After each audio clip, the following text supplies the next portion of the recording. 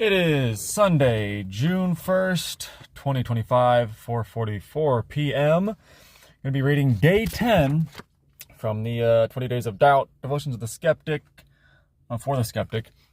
Religious book, targeted at skeptics, basically a day-by-day kind of book. Reading day 10, reading my reaction that I wrote last year, and giving my overall opinion of the entire thing at the end, I guess.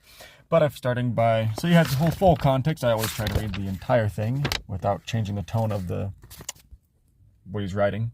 All right, day 10. Do Christians really believe Jesus rose from the dead? Liberal Christian author Marcus Borg wrote, "The central meaning of Easter is not about whether something happened to the corpse of Jesus. Its central meanings are that Jesus continues to be known." Is Borg right?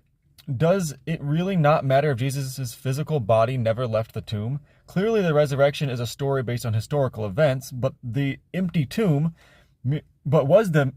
merely a meaningful embellishment that told a timeless truth about love outlasting hate and life overcoming death? Can you really be a Christian if you accept the resurrection metaphorically but not literally? During my first 10 years as a pastor, I believed the resurrection was an allegory. I believed the resurrection was an allegory. What mattered wasn't that Jesus actually rose, it was that his followers, the church, rose up in the wake of his death. It wasn't important to me whether Jesus' tomb was literally empty. His philosophy and his community were enough for me. But after an existential crisis, I set aside most of what I'd learned in college and seminary and went on a quest for truth. I've read every book written by famous atheists Richard Dawkins, Sam Harris, and Christopher Hitchens, and compared them with everything I could find from Christian authors, Augustine, C.S. Lewis, and N.T. Wright. After that, I traveled to the Holy Land, and on a trip I discovered some damning evidence against my allegorical resurrection theory. Number 1, the early witnesses. Just about everyone who knew Jesus personally became convinced he was God in the flesh and that he rose from the grave. For the first Christians, the question of metaphorical resurrection was a non-starter. Paul wrote, "If it is preached that Christ has been raised from the dead, how can some of you say that there is no resurrection of the dead? If there is no resurrection of the dead, then not even Christ has been raised. And if Christ has not been raised, our preaching is useless, and so is your faith." 1 Corinthians 15, 12-15.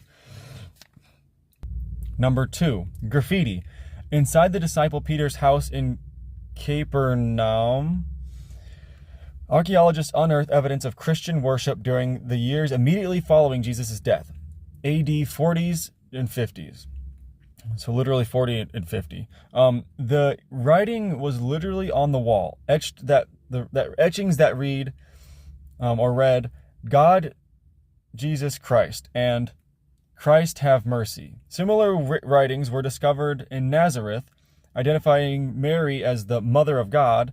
The first Christians didn't just remember or follow Jesus, the man, they worship him as a God. And number three, James.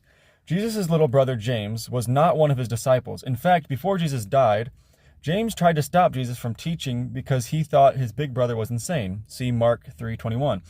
But just after the resurrection, James became the leader of the church in Jerusalem for 30 years until he was arrested and publicly executed for believing in Jesus. If you've got a brother, let me ask you a question. What would it take to convince you that your brother is your God? What would it take for you to become so completely convinced in his divinity that you would die a painful, humiliating death for your belief in him? Would an allegorical "he lives on in us all" resurrection metaphor be enough to convince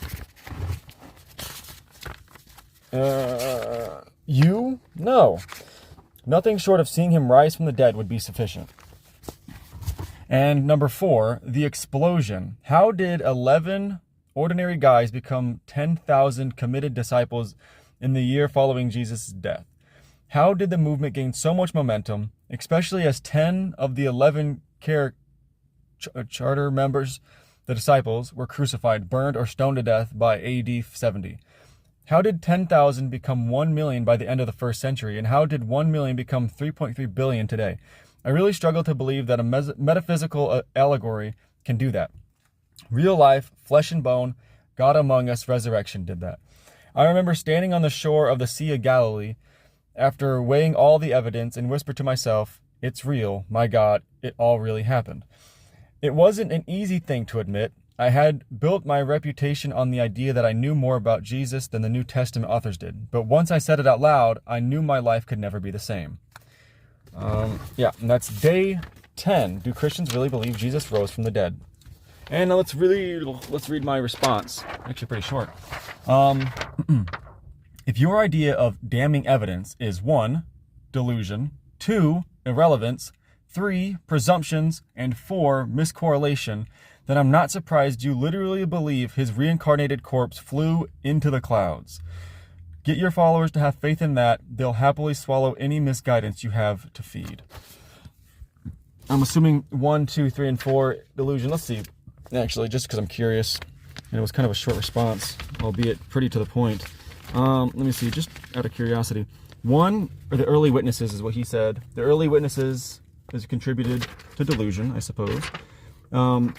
The graffiti on the walls is irrelevant. Let's see what else we got. Oh, James, his little brother. Presumptions. Oh, presumptions that's presumptions based off of like, would you believe what would it take for you to believe your brother is like your God? It would take this. That's a presumption on, I guess, James. And 4 is the explosion of Christianity and its popularity, miscorrelation. So if your idea of damning evidence is delusion, irrelevance, presumptions, and miscorrelation, then as I said last year, and I still kind of believe it, if you can get your followers to believe in that, then you can get them to believe in anything. Whether the topic of whether he really was rose from the dead, I don't even know if all Christians believe that. I think that's sort of like the basis of Christianity in a sense, of one of like the core beliefs is you have to believe the resurrection of Christ in order to be considered a Christian, I suppose. But to take it literally, I mean, and to hinder your entire belief system on that, saying if that's not true, then none of it's true or whatever.